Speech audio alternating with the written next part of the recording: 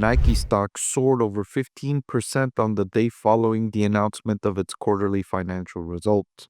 In this video, I'm going to review the latest developments at the company according to the management team. So you're going to want to stay tuned because you're going to find out a lot of critical insights about why Nike stock price is soaring, even though the company reported quarterly sales declines of over 10% and profit declines of much bigger than that. So stay tuned. Let's figure out what's going on with Nike stock together. I want to thank the Motley Fool for sponsoring this video.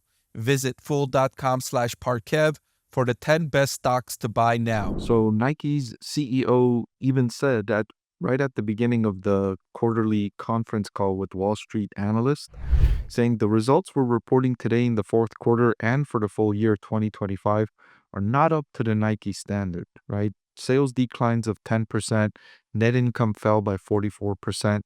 These are not the kind of results Nike is used to reporting. In fact, it might be one of Nike's worst fiscal years going back over a decade. So not a good year at all. And of course, that's why there was a new CEO. Elliot Hill took over on October 14th, which was his first day back at Nike, because the year and the company was going in the wrong direction. And Nike's board of directors felt like they needed a new leader to steer the company in a better direction. And the CEO thinks that they are on the way, saying, from here, we expect our business results to improve. So I thought in the quarterly conference call, and I went through the entire earnings call transcript as I do for over 100 to 200 companies every quarter, and I share with you those videos. I thought Nike did a great job in this conference call in describing its strategy to turn around the company. I thought it highlighted the key steps it's going to take, and I thought they gave investors a good idea of their plans and a pathway to success. And I think that's partly why the stock price jumped by as much as it did, because investors could see the turnaround forthcoming.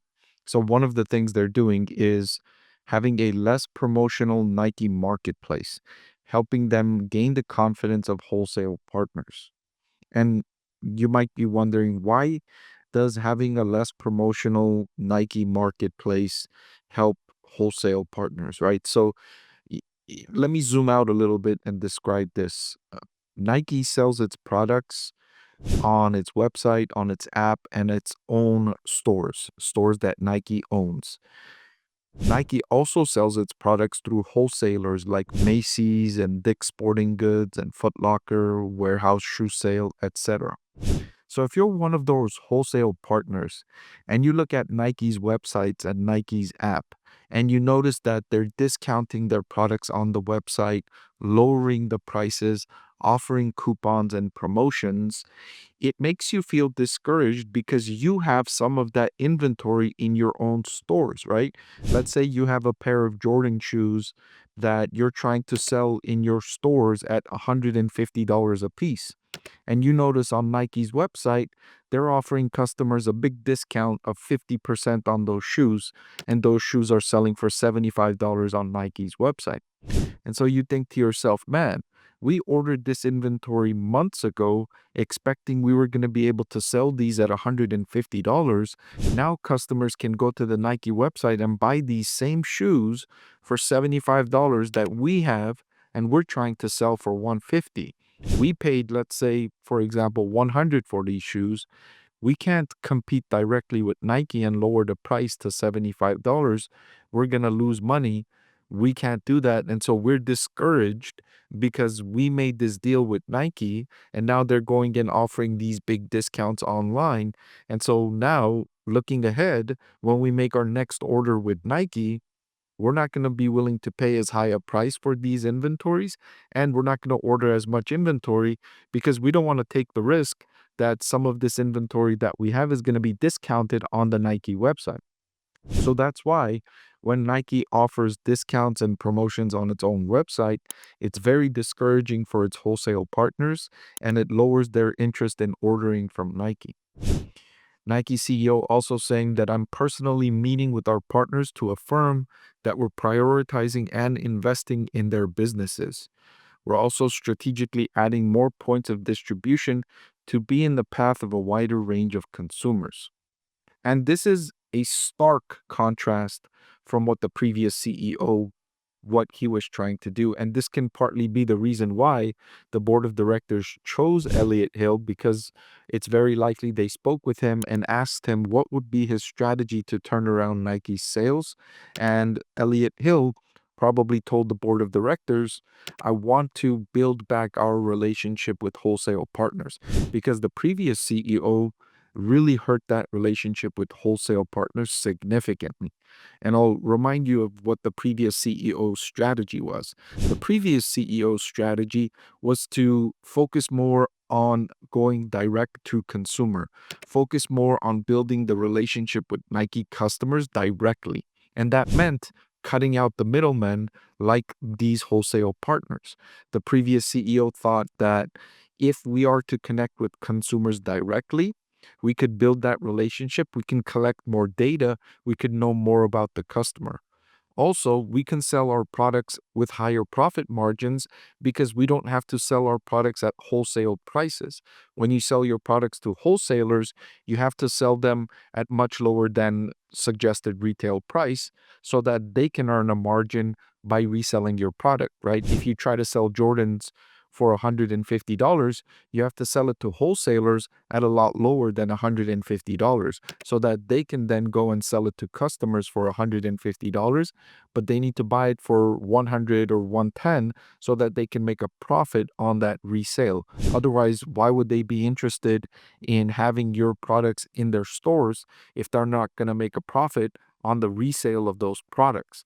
So that strategy, as we sit here today with hindsight bias, turned out to be a major failure. We saw Nike sales falling, and for the fiscal year 2025 was the culmination of those struggles, and the previous CEO was ousted as a result. Not only did Nike's sales decline, but it also created an opening for other competitors to jump in and take that space away, right? As Nike pulled back the inventory it was sending to wholesalers, others stepped in and made those phone calls and said, look, we heard Nike's not sending you inventory anymore. Can we take up that space?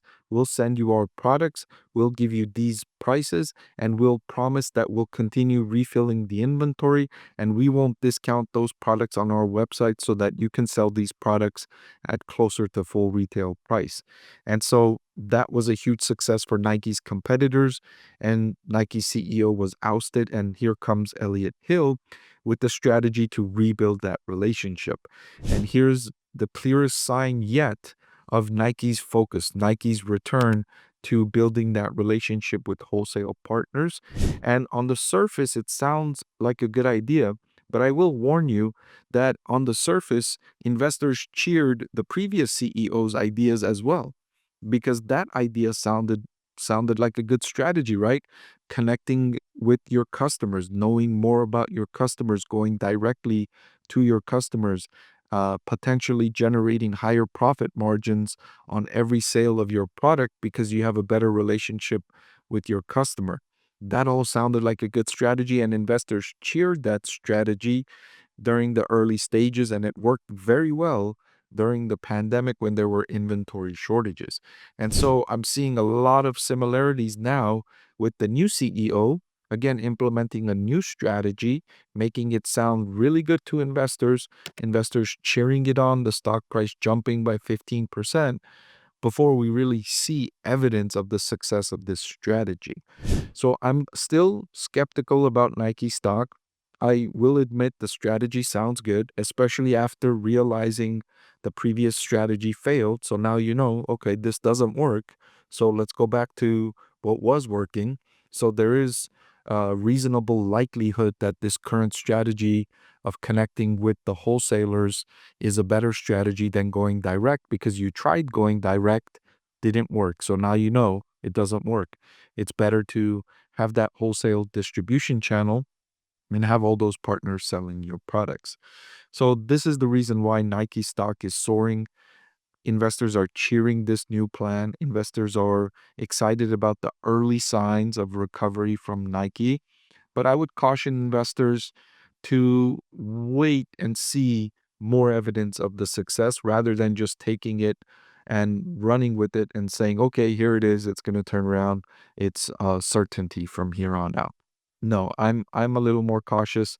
I'm a little more skeptical given Nike's struggles and given the more difficult situation it finds itself in with the increases in tariffs and Nike's manufacturing supply chain, which is almost entirely based overseas. Hey everyone, so many of you have been asking about my investing strategy, and I'm excited to announce that I've written a book that's available for sale now that describes my 6-step investing framework for evaluating stocks. I've added the link in the description below.